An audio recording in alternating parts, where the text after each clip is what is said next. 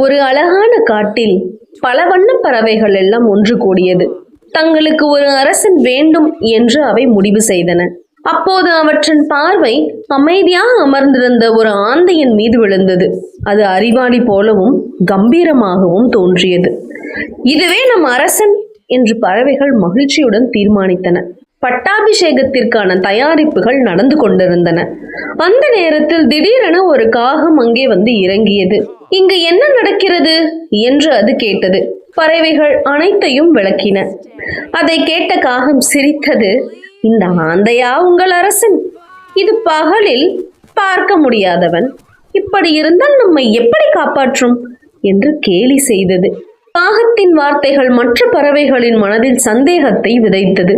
அவை ஒன்றன் பின் ஒன்று அங்கிருந்து பறந்து சென்றன.